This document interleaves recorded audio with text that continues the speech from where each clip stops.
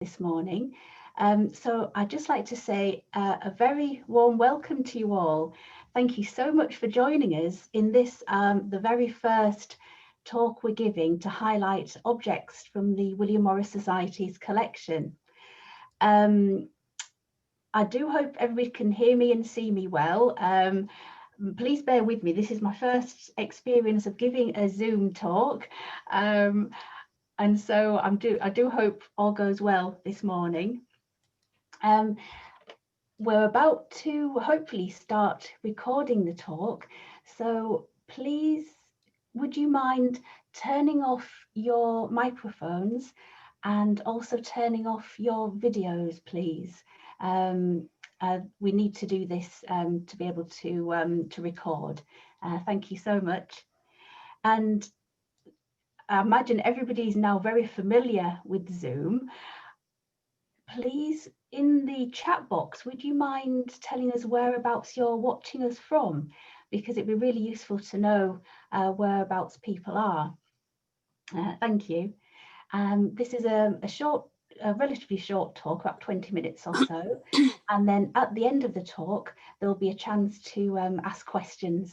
And you're welcome to either ask the questions at the end by showing your videos and unmuting yourselves, or by typing into the chat box. Right, so I think we'll make a start now, and I'll turn off my video of myself because I find that quite distracting, actually seeing myself, and I think it also helps with bandwidth. I'm not technical, but hopefully everybody knows what that means. Right, so we'll make a start. The reason I've chosen this particular subject is because there are 3 designs in the William Morris Society's collection, and that relate to the Oxford Union. And they're some of my favourite designs, and I think they're relatively little known as well. So hopefully this short talk will draw attention to the beauty of these 3 stunning designs. And the quote, the reason for the title of the talk, A New and Lighter Design, is William Morris actually said this later on. We'll find out more about this halfway through the talk. The decoration of the Oxford Union has been described as the most important corporate work of the Pre-Raphaelites, and is a forerunner of the formation of Morris and Company later. So in this talk, I'm going to describe how the whole scheme came about, and also put the Society's designs into context by looking at the decoration of the Union as a whole.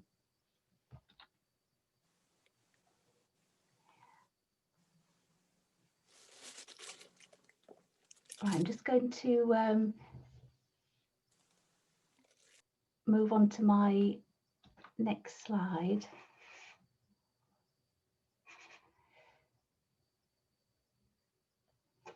But it seems to be a slide.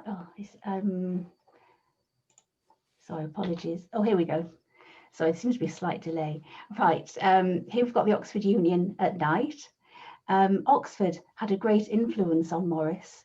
He entered Exeter College, Oxford. He shared rooms with Edward Burne-Jones, who has become a lifelong friend and then partner in the firm. And it was also here where he met and actually where many of his works are on display. I remember when I very first went to Oxford to do a Morris trail, how impressed I was with the quantity and the just amazing beauty of the works, from tapestries to stained glass, and of course the beautiful ceiling decoration and mural at the Oxford Union. It was in Oxford that Morris and Burne-Jones decided to dedicate their lives to art. Burne-Jones by becoming a painter, studying under Rossetti, and Morris by becoming an architect. And after a year with the architect G.E. Street, Morris joined Burne-Jones in Rossetti's studio, writing, "Rossetti says I ought to paint. Now he is a very great man and speaks with authority. I must try." In the summer of 1857, the 23-year-old Morris first met Dante Gabriel Rossetti, and Rossetti invited Morris and Burne-Jones and others to join him in decorating the walls and ceiling of the Oxford Union Society, a Gothic-style debating chamber designed by the young Irish architect Benjamin Woodward. The imposing space, as we can see here, then had bare walls which were said to be hungry for pictures.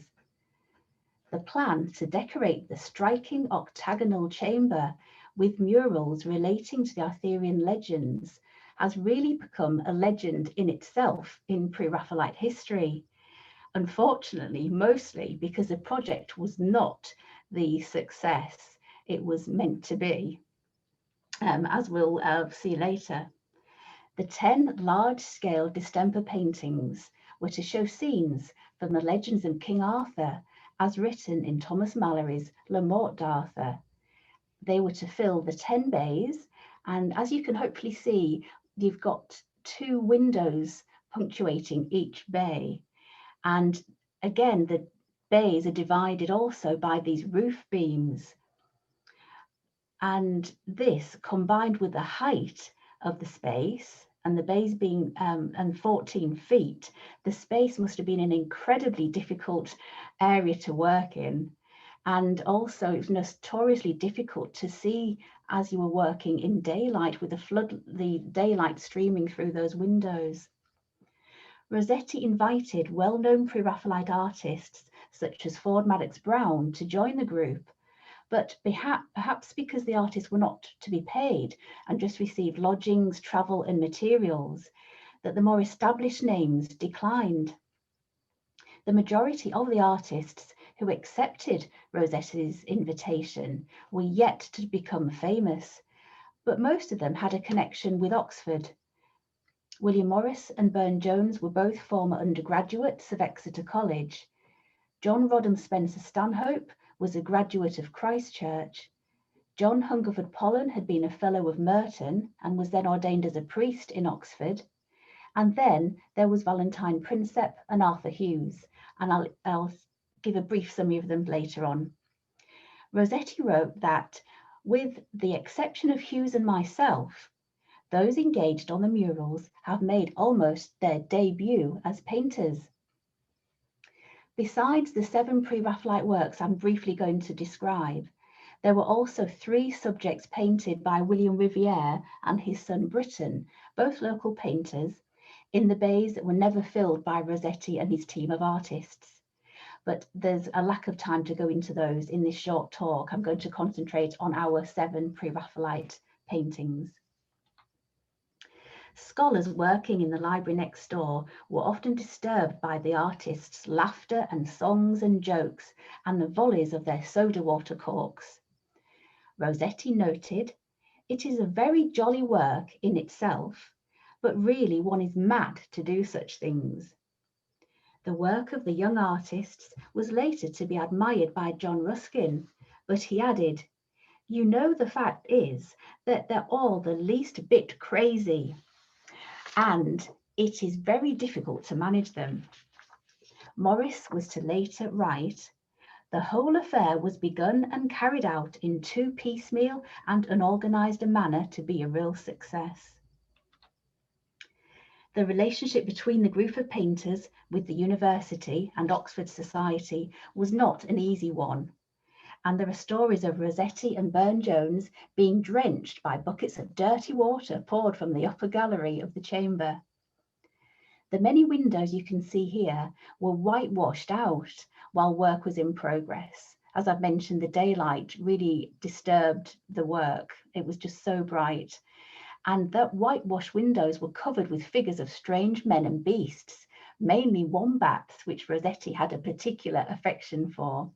And this shut out that very uneven natural light. The group hoped to finish the murals in 6 weeks, working from 8 in the morning until the light faded. But the greatly anticipated scheme was never to be fully completed, as we'll see.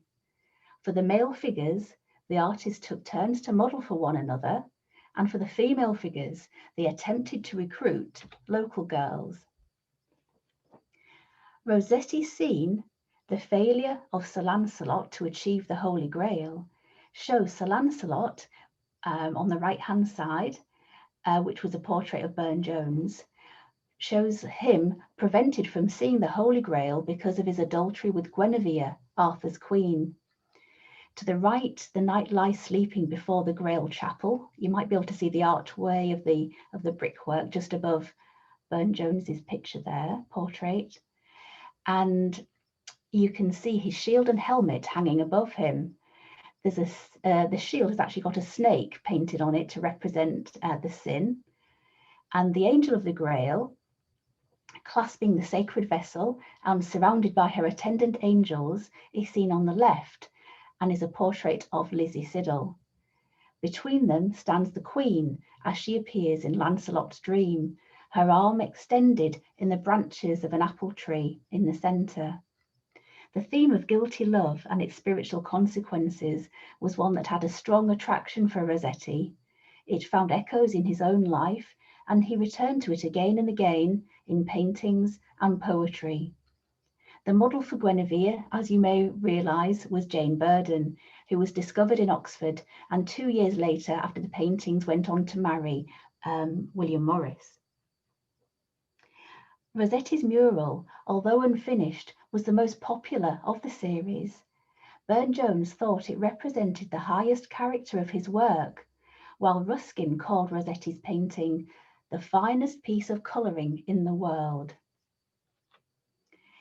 Here we have the design for Rossetti's mural on the left, which is now in the Ashmolean, and you can see the circles of the windows. Those circles that are cut out represent the windows, which interrupted each painting. And on the right, we've got a caricature from 1916 by Sir Max Beerbohm showing Rossetti at work. Burne-Jones's painting, Merlin and Nimue, shows Merlin being imprisoned beneath a stone by the damsel of the lake. A few years later, he chose the same subject for his watercolour, The Beguiling of Merlin, now in the V&A. I must apologise for the quality of some of these pictures, the height of the space, and it makes it very difficult to photograph adequately. Burne-Jones described how Morris ordered a male shirt and a helmet for them to copy while they were painting the murals.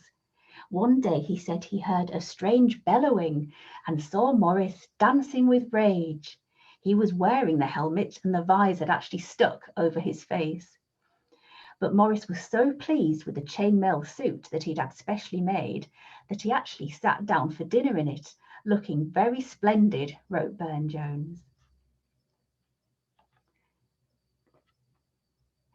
John Roddam Spencer Stanhope was associated with Burne-Jones and was the uncle of the artist Evelyn de Morgan.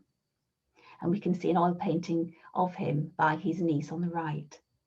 And another nice connection with the William Morris Society is that we've got the stained glass that was removed from his Weber-designed home, Sandroyd in Surrey, in our collection when the house was converted into private flats. Spencer Stanhope's painting was Sir Gawain and the Damsels at the Fountain.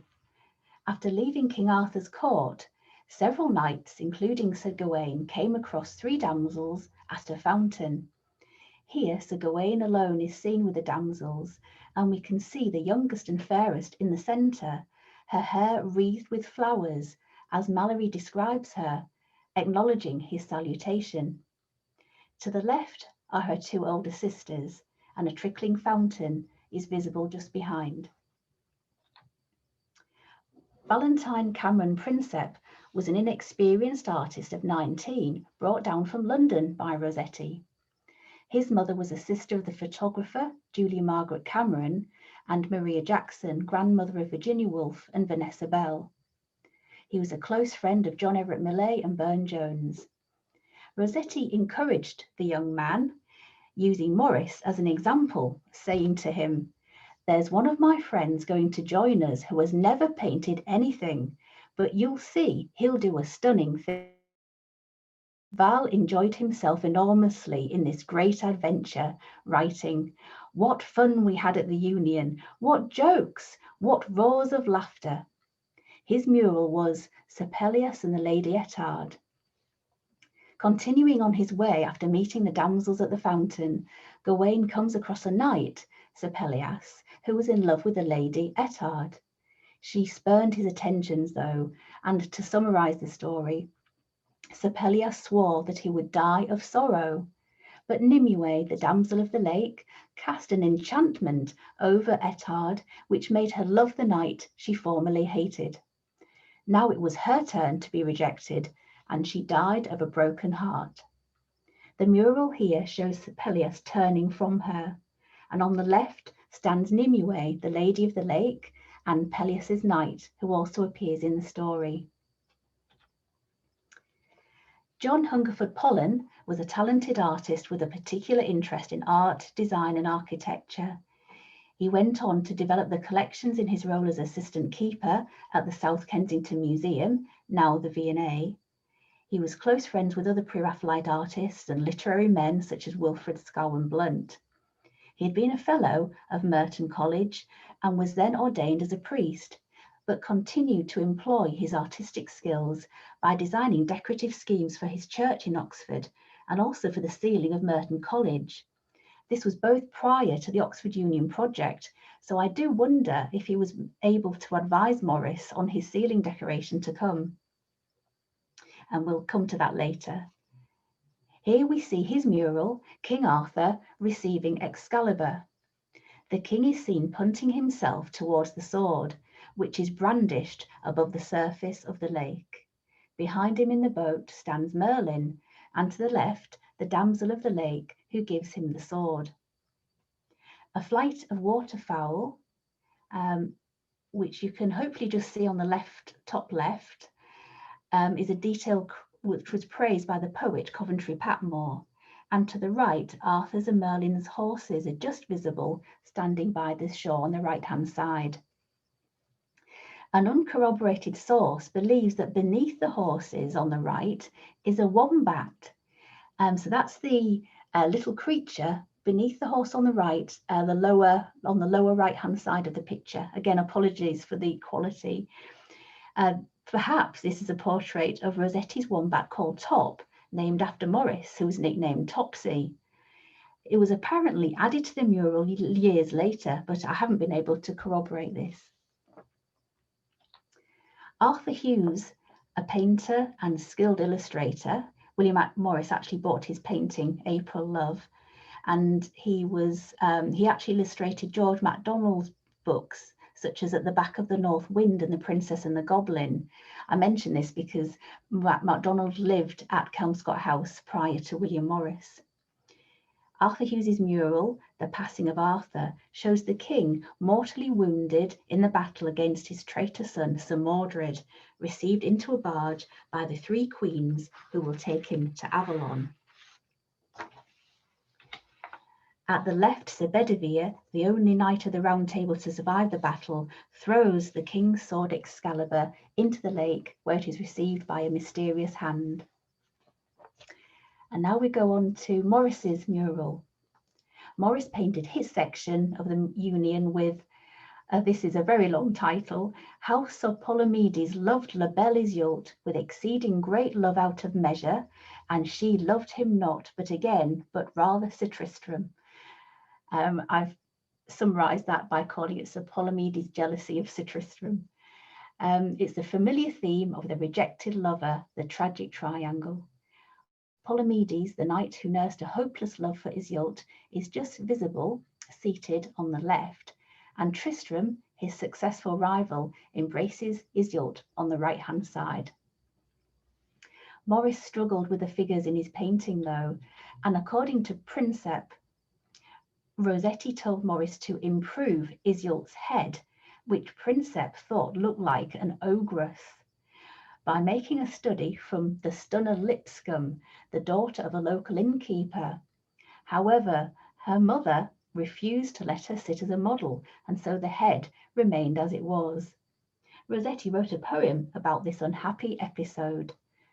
Poor Topsy's gone to make a sketch of Miss Lipscomb, but can't draw the head and don't know where the hips come. Morris would adopt the same theme with his only extant oil painting, La Belle Iseult, with Jane as model.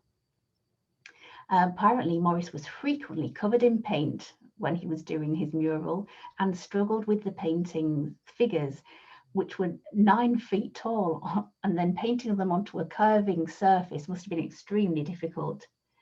He painted the greater part of his mural with sunflowers and apple trees, giving an early glimpse of his instinctive and natural gift at designing.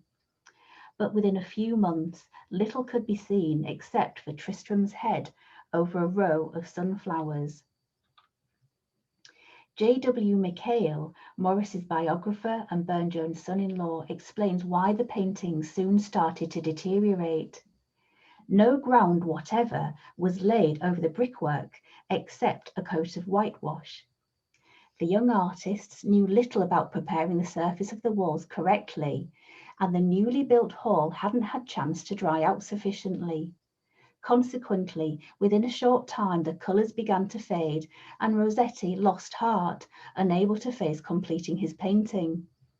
As for plans to rescue the fading murals, Rossetti's view was simple. The one remedy for all this is whitewash, and I shall be happy to hear of its application. Morris held more sympathetic views, saying, "As for my own picture, I believe it has some merits as to colour, but I must confess I should feel more comfortable if it had disappeared from the wall, as I am conscious of it being extremely ludicrous in many ways. Nevertheless, it would surely be a pity to destroy some of the pictures, which are really remarkable and at worst can do no harm there." So Morris finished his painting first and went on to paint this amazing ceiling with grotesque creatures and quaint beasts and birds. But there has been a misunderstanding over the years about this ceiling decoration, which we can see here. Morris's decoration, original design of 1857, is completely hidden by this 1875 new and lighter design from the Society's collection. A section of this fell to the floor in 1964, showing under the new design traces of the original painting in patches of brown, russet and black. But unfortunately, the surface painting is impervious to infrared rays, and there are no sketches preserved of the original design. So unfortunately, we only have to rely on literary evidence. An appeal in the Times of 1935 said, "The painted roof is a superb example of Morris's art, astonishing when we consider that it was done while Morris was still an undergraduate," which we know now was not the case. Whereas H.C. Marillier, manager of the Merton Abbey tapestry works and occupant of Kelmscott House after Morris, stated, "The roof alone remains a success and a tribute to the genius of William Morris, whose design for it, almost his first work of the kind, was done in a single day and carried out with customary vehemence and energy." McHale had originally said that the original design had been in a single day, and this made in a single day, and this was repeated. A fresco committee was established in 1874 with the faded decorations, and they stated that the decoration of the ceiling was designed by Morris and his friend a Mr. Swan, was executed by the two of them with the assistance, as they learnt from a Latin inscription on one of the roof rafters, of a Mr. Truitt of Christchurch and Charles Faulkner, who was a fellow of University College and, as we know later, to be a partner in the firm.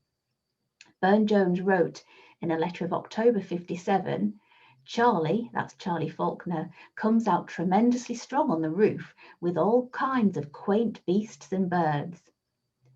Arthur Hughes told McHale that in the decoration of the roof, they would put little figures of Morris astraddle instead of flowers up in the dark angles at the ends of the roof.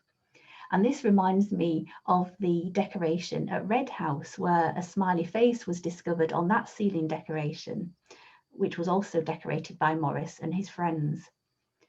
Cornwell Price, later headmaster of Westward Ho, also helped with the decoration, recording in his diary for October 57, spent the afternoon in daubing in black lines on the Union roof for topsy. Rossetti described the ceiling as covered with a vast patternwork of grotesque creatures by Morris, assisted by amateur workmen who offered on all hands, chiefly university men. And in December 57, Ruskin wrote to William Michael Rossetti, Rossetti's brother, that the roof was not satisfactory, clever, but not right. A writer who gained a preview of the decoration published a pamphlet called A Peep at the Pictures, which contained this elaborate poem. Here gleams the dragon in the air, there roams along a dancing bear. Here crocodiles in scaly coats sing songs to birds with purple throats. A black-legged beetle on the turf, a shipwrecked pheasant on the surf. A British lion, a houndsdish beagle, hobnobbing with a Russian eagle, all perched on wings of yellow hue, with eyes of pink and teeth of blue, protectress of the Union's birth, a Circe soars twixt heaven and earth. I mean, reading the evidence for what the original scheme looked like, it just is so sad there are no images of this original scheme, which must have been incredible to look at with the amazing beasts and birds.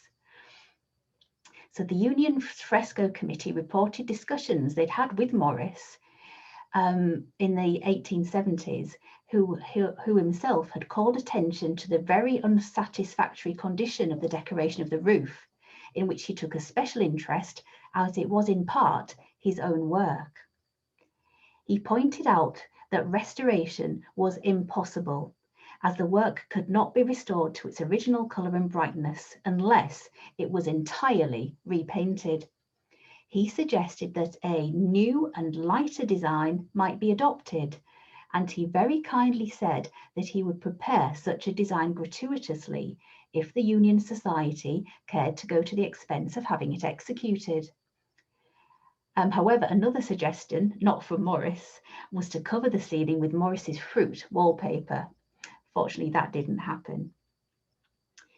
The committee recommended in March 75 that not more than £120 should be spent in carrying out Morris's design for the roof. And in May, F.R. Leach was engaged to carry out the design, taking the roof as you find it for the sum of £75 and completing the work within 2 months. F.R. Leach was already known to Morris. They had first been employed to carry out the decoration of Jesus College Chapel. They finished the work in August, but unfortunately the estimate books of Leach Company have not survived. And in November 75, the completions report stated the satisfactory result must be largely attributed to Mr. Morris's personal supervision of the work, thanking him for the time and trouble he devoted to the perfect execution of the plans, which he had so generously presented to the Society. And here we can see the Society's watercolour design by Morris alongside a section of the completed ceiling on the right. However, as we can see, the finished design wasn't multicoloured like this of the Society's design, and the floral motif, that floral motif in a square, the red flower on the left-hand side of the Society's design to the left, doesn't actually appear anywhere in the finished scheme. I imagine it was one of Morris's doodles when he was actually contemplating the decoration. And in our next slide, we'll actually see a monochrome version of our design. So here we have on the right exactly the same motif, but in the reddy brown colour. And it's actually true to the finished colouring of the ceiling, as we can see on the left-hand side. This was one of Morris's first experiments with ceiling repeat patterns, so it's a very important and early scheme. And we actually have 3 designs for the Oxford Union ceiling, these 2 that are almost the same but different colours, and this one on the right-hand side, which we can see, where we can see acanthus leaves swirling around a central pole. And this was repeated along the wooden roof beams of the Union. The title in the original design is in Morris's handwriting: Design for Oxford Union Ceiling, Curved Rib of Roof, Side Elevation. There are Morris's colour notes down the sides of the original design, and you can also see the wavy line with circular decoration and the notched edge of the beam, which we can see on the left in the completed decoration. So for the next 60 years, the paintings were neither restored nor whitewashed and continued to fade. Then in 1935, a 15-month restoration was undertaken, but wasn't successful. And then a second restoration was carried out in 1986. And today, large and colourful Arthurian figures can be seen dimly, but are far easier to see at night by electric light, as they're very difficult to see for all the sunlight pouring in through the many windows, as I've mentioned. The Oxford Union is one of the most beautiful libraries in the world. It's a striking example of Victorian architecture and an important and stunning early decorative pre-Raphaelite scheme, which I'd say is probably likely to have encouraged Morris to step closer to the decorative arts when thinking about his future career. The poet Coventry Patmore described this scheme as so brilliant as to make the walls look like the margin of an illuminated manuscript. There were 7 artists in the original Pre-Raphaelite Brotherhood. Is it a coincidence that 7 artists were in the original group to paint the Union?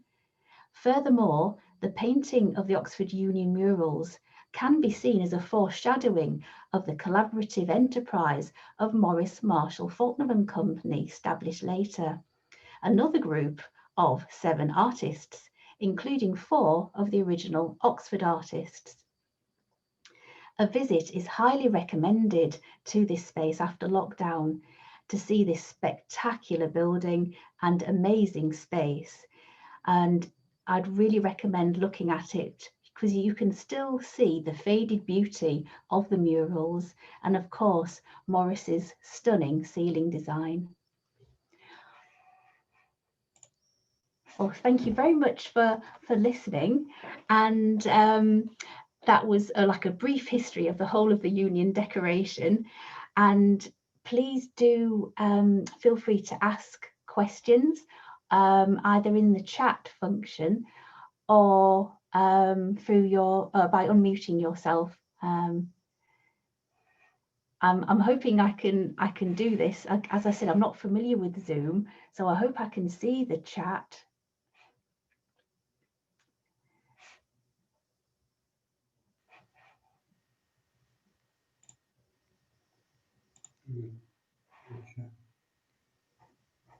Right, sorry, I'm just trying to look at the chat now. I can see, sorry, I couldn't see this earlier. I can see lots of people have very kindly said where they're from, and somebody from Australia. Well, welcome to you all. Sorry, I'm just getting through to see if there are any questions.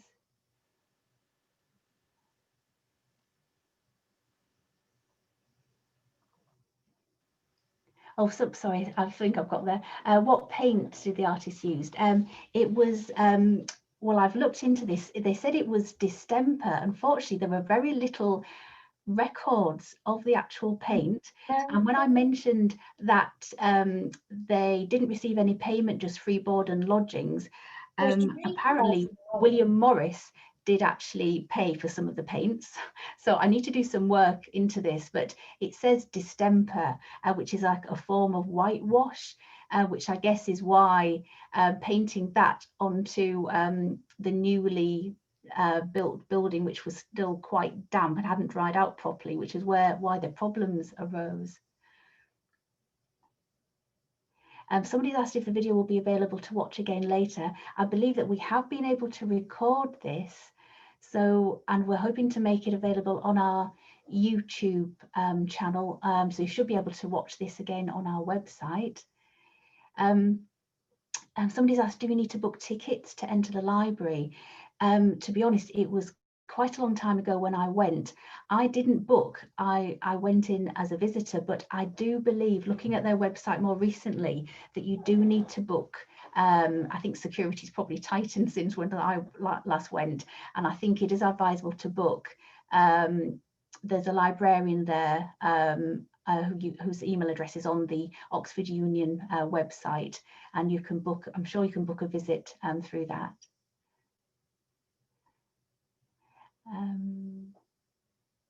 And did you say William Morris's name was Topsy, and why was that?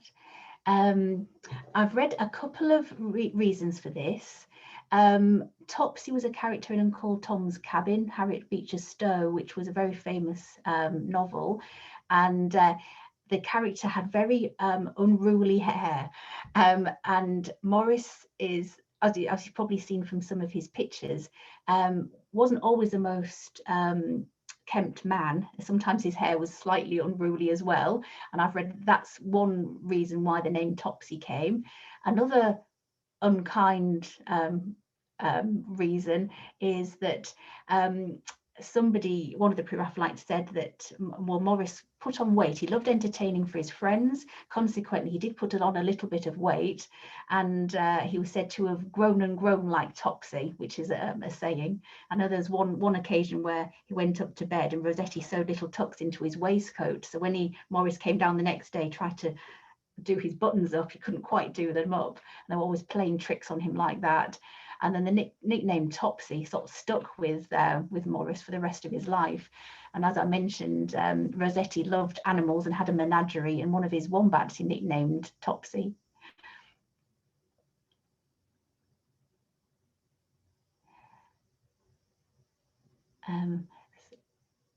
So I've just scrolled through. I don't see any more questions.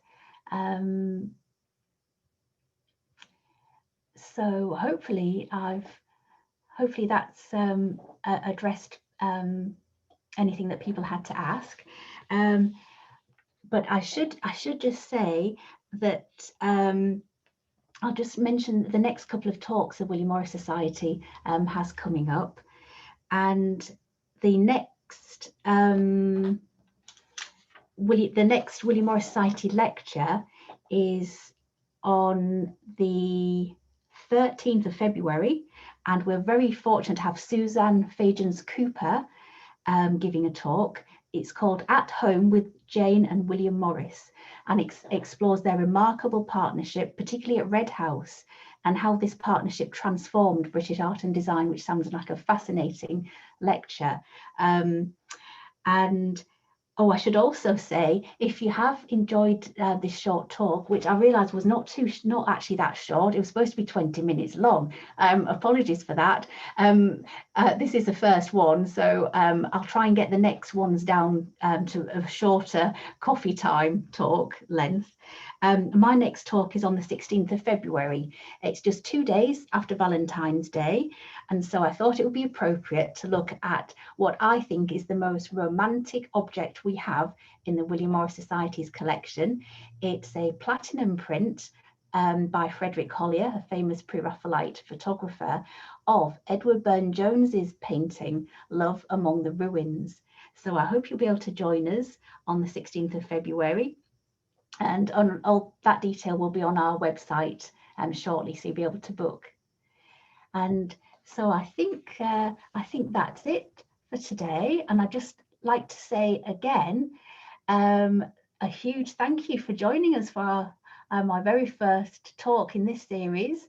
It's been lovely seeing some familiar faces, and thank you to those new people who have joined us. I hope you'll be able to join us again, and I hope you have a lovely rest of your day. Thank you again.